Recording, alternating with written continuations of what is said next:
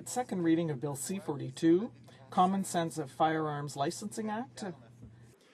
Pour s'assurer que tous les nouveaux to ensure that all new firearms owners have basic information on the safe handling of the firearm, any new owners will be obliged to complete the Canadian Firearms Safety Course and to pass the test.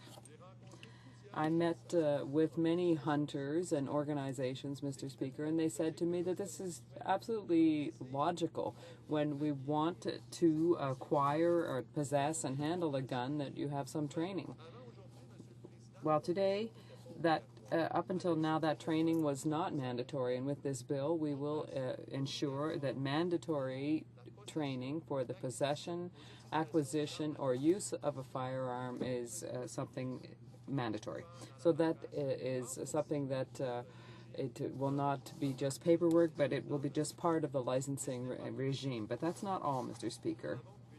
We have another measure that we're putting forward, which will allow police forces to share information concerning investigations of restricted weapons and prohibited weapons that have been illegally imported. So what we're trying to do is that, and we'll want to ensure that illegal guns on our streets that are used to commit crimes be withdrawn from circulation, and that is a component of this bill. And both the RCMP, the Royal Canadian Mounted Police, and the Border Services Agency are breaking down the silos and so that they can better communicate. And on top of that, Mr. Speaker, we're going to ensure that gun importers will be obliged to report any importing of weapons.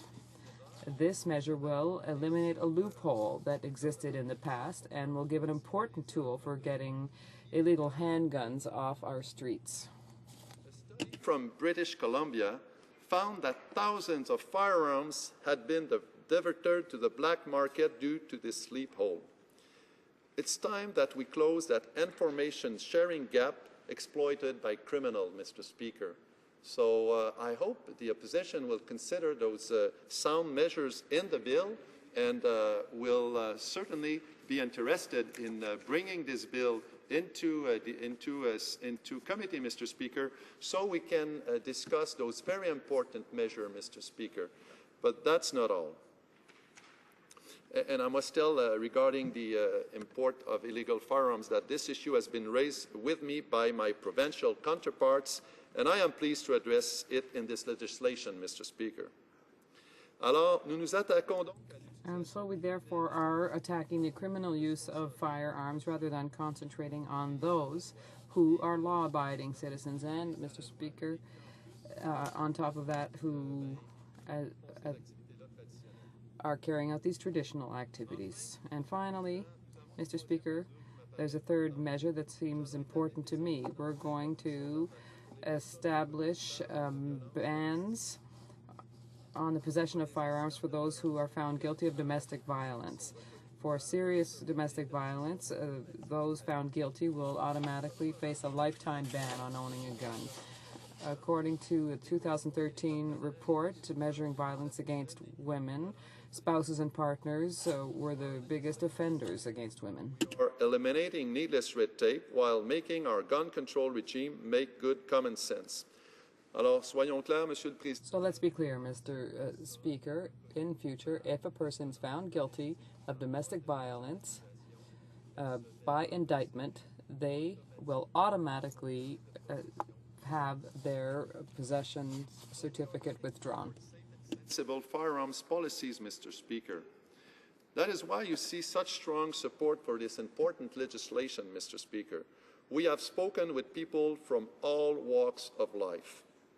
Well, Mr. Speaker, I'm very proud this afternoon to be here with the member for Yorkton Melville, who has been elected in 1983 and has been a strong advocate of law-abiding citizens while making tough sentences for criminals, and he's right here with us today.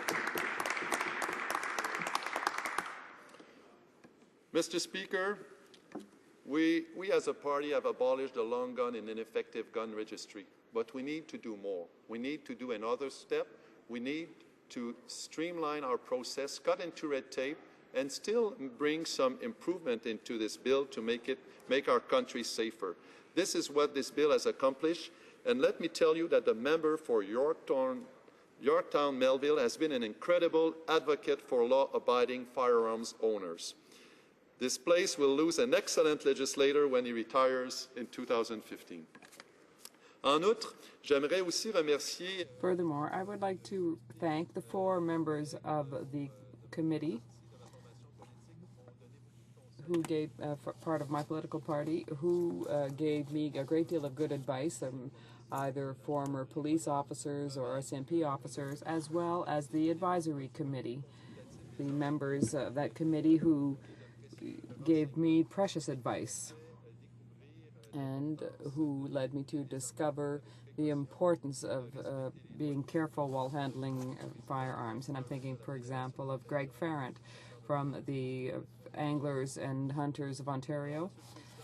And I have no time left? Okay, well, I would just say Alain Cossette of the Quebec Federation of Anglers and Hunters, Tony Bernardo of the Sports Shooting Association, and these are people who ensured that we have arrived here with a balanced bill that strengthens the safety of our country, cuts paperwork, and is best for our country.